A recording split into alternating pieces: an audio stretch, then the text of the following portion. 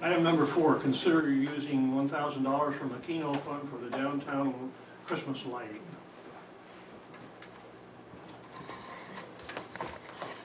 I have a handout for each of you of what the items that we're purchasing for the Christmas lighting. Thank you.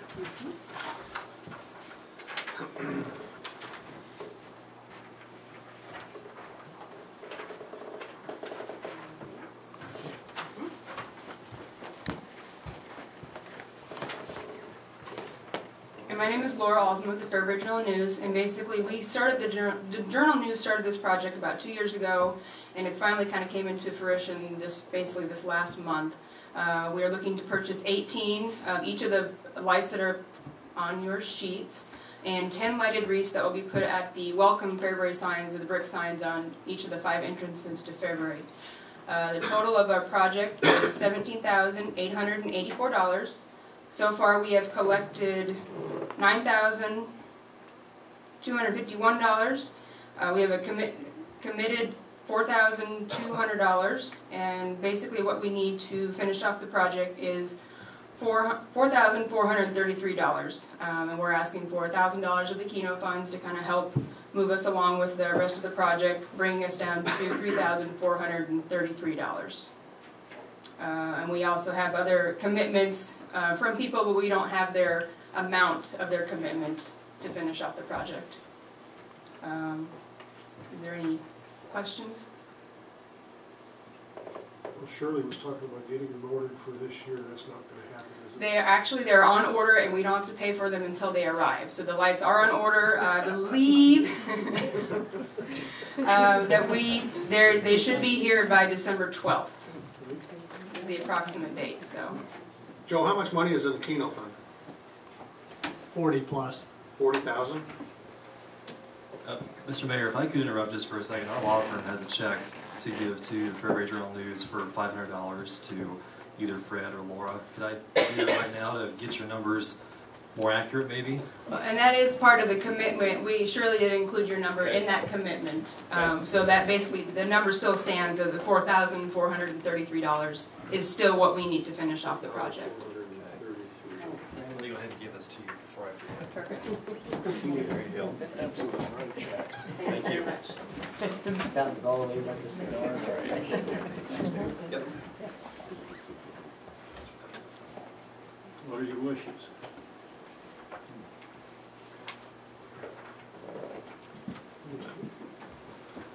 I'll make the motion to use the Keno money, $1,000.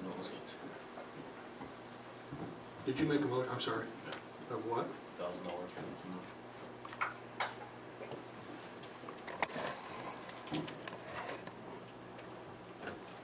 Should we make it more? Not that I want to give the city's money away. I'd like to make a motion that we donate $2,000 from the Keno Fund for the Christmas lights program. Yeah, there's a motion on the floor for $1,000. So, Mr. Mayor, if you want to call for a second for that first, and if there's no second, it will die for lack of a second. With our $1,000 though, do you have enough commitments that you would have enough money to do it without additional money? Well, there's the commitments out there that people haven't told the amount of their commitment yet. So I don't know if that could be $20, that could be $1,000. We really don't know what the other outlying commitments that haven't said their dollar amount, what they're planning on giving. You want me to amend my motion? You could do that too. Okay, I'll amend the motion then to $2,000. Now we have a motion and a second to provide $2,000 of Keno money for the Christmas lighting. Any other discussion? Yeah. Where are we going to keep these, Joe? We got places to keep them? Fred's got a garage. He said he wanted to. And I do remember from times past, as far as there was discussion about who was going to be keeping them and who was going to be storing them. Where are they currently housed? I think at the light department, I think, at the power plant. I have no Mike, idea. do you know? First Federal, down in the basement at First Federal. Oh, okay. Not First Federal anymore, but that's where they're at. And who owns our present ones, Mike? Do you know? The chamber. The chamber owns the present Christmas. Who's going to own these? I'm actually not quite sure. The city? They're The- buying Well, it. normally what happens is we take the responsibility of it. The utility in the past years have paid for the upkeep of the Christmas. I think, we have charged them a couple times, the chamber has been them for balls. You don't have a place to keep them, do you, Mike? I thought you were pretty filled up down there. Just trying to get some things out here in the open before we Sure, have a bunch of decorations, no place to keep them. sure. Might have a fire hall to keep them I'm not sure it takes up all that much. They're not that I mean, big. I think what happens is, in the past, with the other ones, is that the brackets were left on the poles that were around the square. So the only thing you had is just a small place to store them, keep them clean, keep them dry, and so I'm not sure that's a huge factor. So I'm guessing we could probably find a spot. Any chance we could do anything with the old ones? Maybe start at Prairie Point and go north or something? Is that a possibility, or? Well, they're pretty much shot. Okay. I mean, you can do whatever you want to with them. In the past, we have sold them off to other smaller communities that have wanted to do Christmas lights, and of course, we do that as a in-kind service to put them up for them as well. And so, they may have some value to them, but, I mean, really, Sounds like you know more about them than I do. yeah, it's time for new ones. Yeah. Okay. And I do know that there was interest expressed in our old Christmas lights in the varying towns. Reynolds and Jansen were both interested in purchasing lights if our old ones did come up for sale, or so. I mean, we have an outlet for them if they would still want them. The chamber owns those then? Is I that believe correct? so, but I don't think they want anything to do with them anymore. Would they be willing to sign off the ownership of them to the city? I would almost guess yes, Because that's probably what would have to happen if you're gonna sell them. probably. Okay. If you can remember back 30 years ago when the intersections were also lit across, that's what these Christmas lights are, is they've been cut down to fit the old poles that were there. So really, there is no rhyme or reason as far as Christmas lights. So. Okay. And I would also like to add that the brackets that are currently on the poles that are up will still be utilized for the new ones. The gentleman that did come down, I think Palmer, you were there, and Kent Preston was there. They looked up, the brackets were still there, it's the same dimensions, so those, we won't have to purchase those, and the city won't have to take those down and put new ones back up. Thank you. More, you said there'll be how many of each? 18 of each, 18 of each? plus 10 lighted wreaths that will go on each of the Fairbury entrances, the brick murals.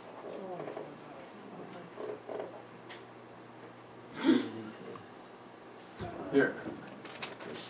Any other comments? Please cast your vote. Olson, Bailey, Carmichael, Brown, Boswell, Gazalka, Davis, all voting yes, motion carried. Your Honor, if I could say too, the Power and Light this morning, at their meeting committed $500 to this project also. Thank you. Thank you for your generosity. Item number 5, consider the recommendation from the Community Redevelopment Authority regarding a memorandum of understanding between the City of Fairbury, the Community Redevelopment Authority, and Lambert Vet Supply LLC. Hi, Julie Katz, Director of the CRA. Lambert Vet Supply has purchased the old JCPenney building at 520 East Street.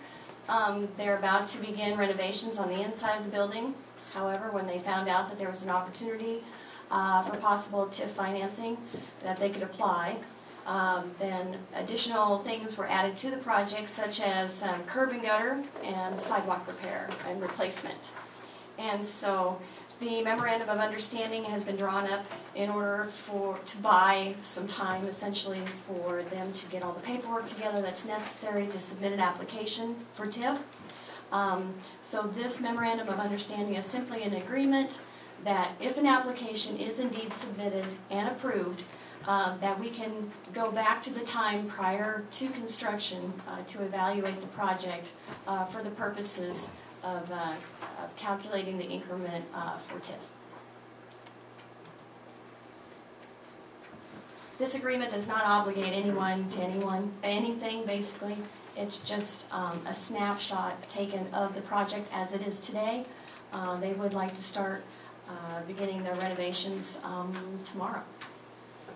I'd make a motion to approve that MOU. Second. Been moved and seconded that we approve the MOU between the City of Fairbury and the Community Redevelopment Authority and Lambert Vet Supply. Any other questions? Please cast your vote. Polson, Bailey, Carmichael, Brown, Boston, Kazelka, Davis, all voting yes, motion carried. Item number 6, consider the recommendation from the Community Redevelopment Authority regarding a memorandum of understanding between the City of Fairbury, the Community Redevelopment Authority, and Weston Family Limited Partnership. This particular memorandum of understanding would be between the City of Fairbury and Weston, the company that owns Weston Packaged Meats here in Fairbury, or Fairbury Foods. In drawing up the memorandum of understanding, there are a couple housekeeping items that were noticed as far as the actual name of the entity that is going to be the owner of the property. To back up a little bit, Fairbury Foods is having to construct a wastewater treatment plant, and if there are any public improvements that are associated with the construction of this wastewater treatment plant, we want to be able to capture some TIF financing and help them with the public costs, if any, of this particular project. They're willing to submit a project for us to capture that increment, and even regardless of whether they use any of the financing for their own particular project, we are able to capture that increment and use it for other redevelopment projects that may come forward.